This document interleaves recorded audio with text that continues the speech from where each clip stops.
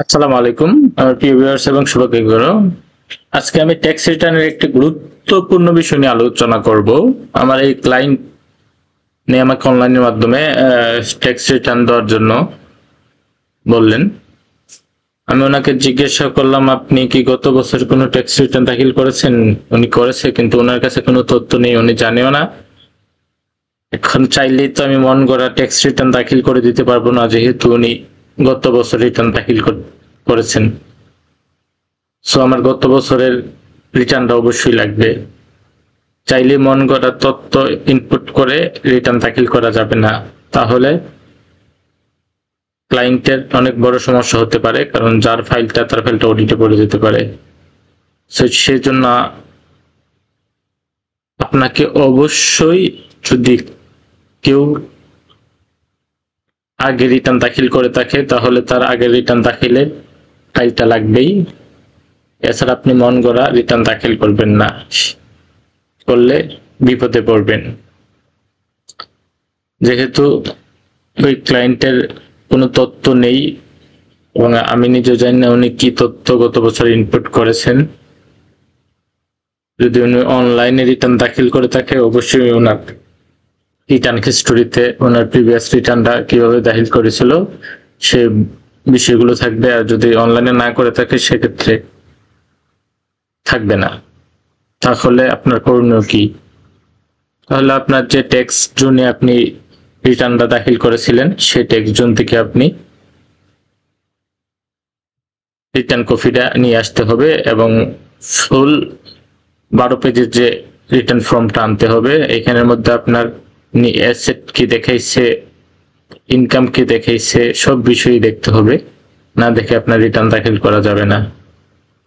So আমি দেখে নেই উনি গত বছর অনলাইনে রিটার্ন দাখিল করেছিল নাকি ম্যানুয়ালি দাখিল করেছিল, সেজন্য আমি হিস্টোরিতে চলে গেলাম। নেট স্লো হওয়ার কারণে একটু বাপারিং করতেছে, যাই হোক বিষয় না। কারণ ওনার যেহেতু 25-26 রিটার্ন দাখিল করব আমি, তাই প্রিভিয়াস রিটার্নের হিস্ট্রিটা আমার অবশ্যই জানতে হবে এবং দেখতে হবে। সেজন্য আমি আগে দেখি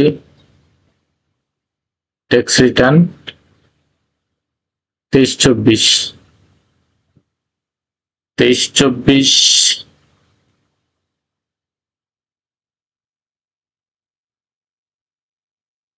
আচ্ছা, আমি 23-24 রিটার্ন ফর্মটা পেয়েছি।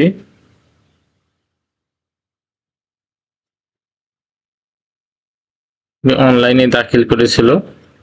সো আমি একটু দেখে নিই উনি কি কি তথ্য ইনপুট করেছিলেন, সেই অনুযায়ী এখন ওনার বর্তমান আয় ব্যয় অনুযায়ী নতুন করে ইনপুট করা লাগবে।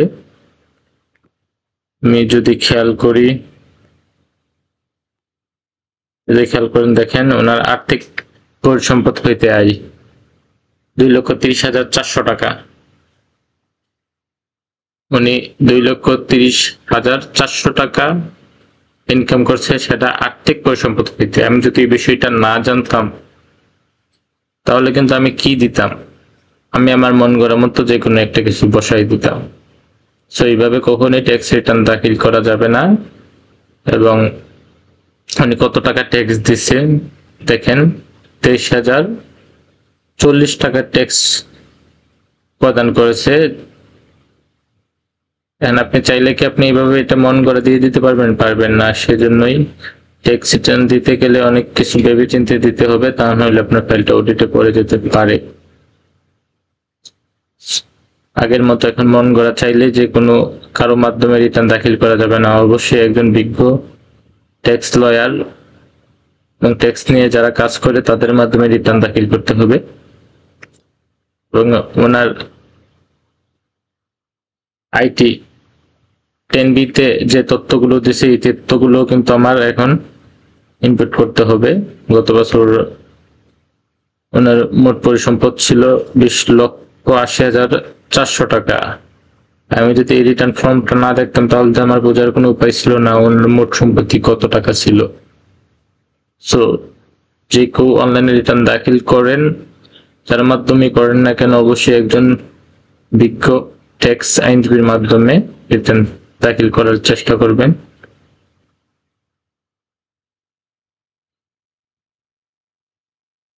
উনি টিডিএস কাটছে সবগুলো, ব্যাংকের যে টিডিএস, ব্যাংক থেকে যে উনি লাভাংশ পাইছে এটা টিডিএস গুলো কাটা হয়েছে। যাই হোক দেখে নিলাম ওনার। এখন আমি অ্যাকনলেজমেন্টটা দেখি কি অবস্থা। ট্যাক্স সার্টিফিকেট 23-24, এই যে ওনার tax certificate. Total income, net wealth, tax paid 23,040 টাকা ট্যাক্স পেড করেছেন। সো এইভাবে যারা আপনারা রিটার্ন দাখিল করতে চান অবশ্যই আপনার প্রিভিয়াসে কখনো রিটার্ন দাখিল করেছেন কিনা এই জিনিসটা সম্পর্কে অবগত হবেন, এবং ওনার বর্তমান আয় ব্যয় এবং ব্যাংক হিসাব, ওনার আয় বিবরণী, দায় বিবরণী, ইনকাম সব বিষয়ে জেনে তারপর একদম পারফেক্টলি ভাবে রিটার্নটা দাখিল করার চেষ্টা করবেন। আমি বারবার বলতেছি অবশ্যই একজন বিজ্ঞ ট্যাক্স লয়ারের মাধ্যমে রিটার্ন দাখিল করার চেষ্টা করবেন। তা না হলে সামান্য কিছু টাকা বাঁচাতে গিয়ে আপনি অনেক বড় বিপদের সম্মুখীন হয়ে যাবেন। এই বিষয়গুলো খেয়াল করে অবশ্যই যে কেউ আয়কর রিটার্ন দাখিল করবেন। তো সবাই ভালো থাকবেন, সুস্থ থাকবেন। আসসালামু আলাইকুম।